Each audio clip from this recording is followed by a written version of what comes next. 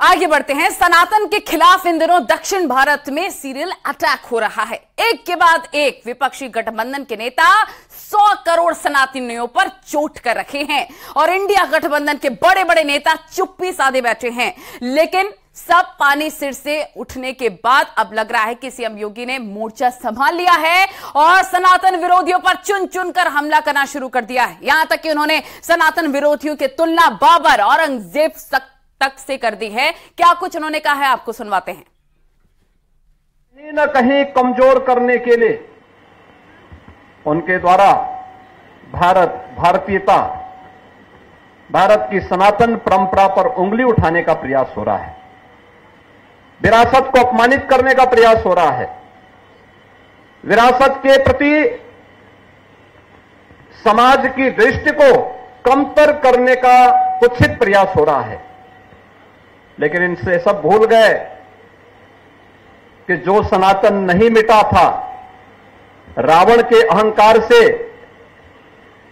जो सनातन नहीं टिका था, कंस के हुंकार से जो सनातन नहीं मिटा था, बाबर और औरंगजेब के अत्याचार से वह सनातन इन तुच्छ सत्ता परजीवी जीवों से क्या मिट पाएगा। आज इनको स्वयं अपने कृत्यों पर लज्जित होना चाहिए। मानवता का धर्म जो सनातन धर्म है, उस पर उंगली उठाने का मतलब मानवता को संकट में डालने का कुत्सित प्रयास। याद करिए, दुनिया की कौन सा ऐसा मत, मजहब और संप्रदाय है जिसको उसके संकट के समय पलक पावड़े बिछा करके उसके स्वागत के लिए सनातन धर्मावलंबियों ने उनकी सुरक्षा और उनके संरक्षण का कार्य न किया हो। हमने कभी नहीं कहा कि हम विशिष्ट हैं। कोई सनातन धर्मावलंबी कभी ये नहीं कहता है कि हम विशिष्ट हैं या हम ही सब कुछ हैं, कभी नहीं कहा। हमने तो कहा एकम सद विप्रा बहुधा वदंती, सत्य एक है और विद्वान लोग उसको अलग अलग, महापुरुष लोग उसको अलग अलग भावों से देखते हैं, अलग अलग रास्ते से उसका अनुकरण करते हैं। इस सब के बावजूद भी अगर जिसकी समझ में नहीं आता है, अपनी मूर्खतावश वह अगर सूर्य की तरफ थूकने का प्रयास कर रहा है, तो सूर्य पे उसका थूक नहीं पहुंचेगा, उसके सिर पे स्वयं गिरेगा और उसे, उसको और उसकी आने वाली पीढ़ी को स्वयं लज्जित होना पड़ेगा। हमें भारत की परंपरा पर गौरव की अनुभूति करनी चाहिए। दुनिया को मानवीय कल्याण के मार्ग पर चलने वाली, प्रेरणा देने वाले सनातन धर्म की परंपरा पर गौरव की अनुभूति करनी चाहिए। ये भारत की राष्ट्रीयता का प्रतीक है, भारत को एक नई प्रेरणा देने का माध्यम है, दुनिया के अंदर मानवता के कल्याण का मार्ग प्रशस्त करने वाला माध्यम बनता है।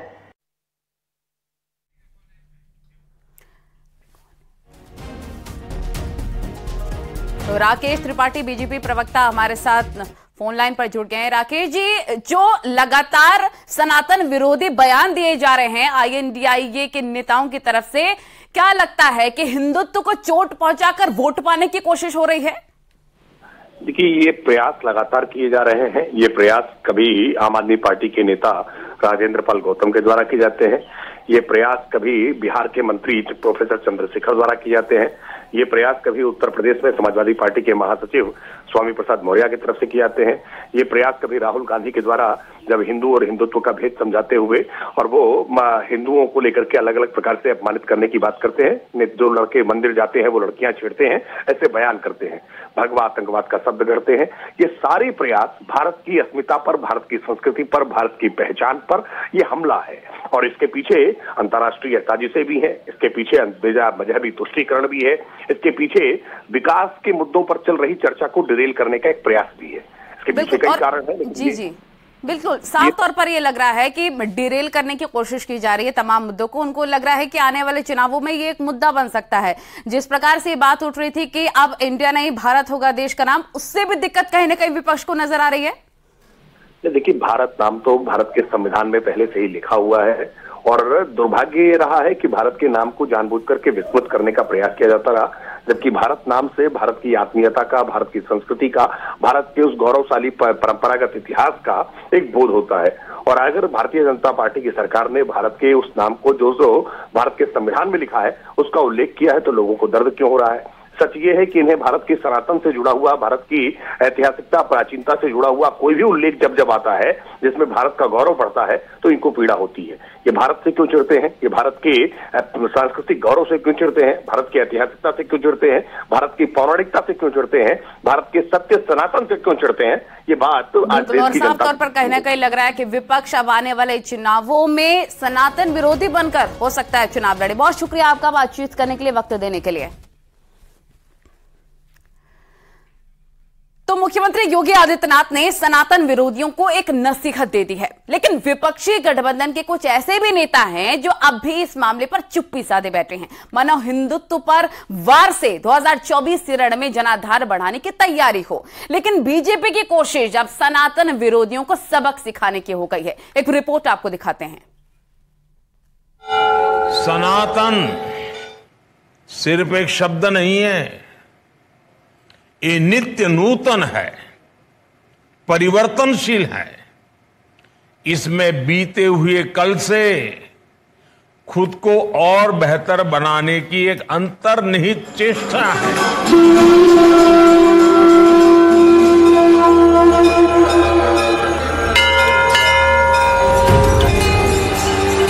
देवराज सेव्यमान पावनांघ्रि पंकजम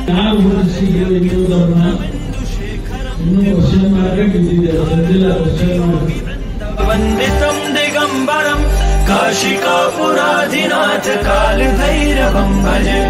क्या आपके नेता अगर मिस्टर परमेश्वर ये कहते हैं और आपके अलायंस सहयोगी उदय निधि ये कहते हैं कि हिंदू धर्म एक डिजीज है, काल कालमंबुजा शमक्ष शूलमक्षरम काशिकापुराधिनाथ कालभैरवं भजे।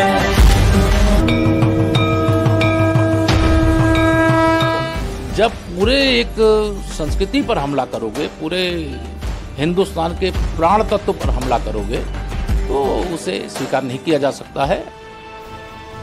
हिंदू आस्था के खिलाफ मन में खोट रखने वाले बार बार सनातन पर चोट कर रहे हैं। सनातन धर्म की तुलना डेंगू मलेरिया के बाद एड्स से कर चुके हैं और बार बार उस बयान को दक्षिण भारत से उठा रहे हैं जिससे 100 करोड़ सनातनियों को टारगेट किया जा सके। சனாதன ஒழிப்பு மாநாடு என்றும் நீங்கள் இதை போட்டிருக்கிறீர்கள், இதை அழைத்திருக்கிறீர்கள், இந்த நிகழ்ச்சிக்கு பெயரிட்டீர்கள், அதற்கு என்னுடைய வாழ்த்துக்கள். மென்மையாகத்தான் சொன்னார், மலேரியா போல டெங்கு போல ஒழிக்க வேண்டும் என்று. மலேரியாவுக்கும் டெங்குக்கும் சோசியல் ஸ்டிக்மா இல்ல, அது ஒரு அருவருப்பா சமூகம் பார்க்காது.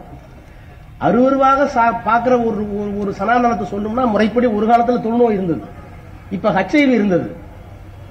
எங்களை பொறுத்தவரை HIV தொழுநோயை போல HIV போல சமூக अवलंब நிறைந்த ஒரு நோயாகத்தான் நாம் பார்க்கிறோம்। पहले तमिलनाडु के मुख्यमंत्री MK स्टालिन के बेटे उदयनिधि स्टालिन ने सनातन धर्म के खिलाफ आपत्तिजनक टिप्पणी की, तो अब DMK सांसद AK राजा ने भी सनातन धर्म पर निशाना साधा।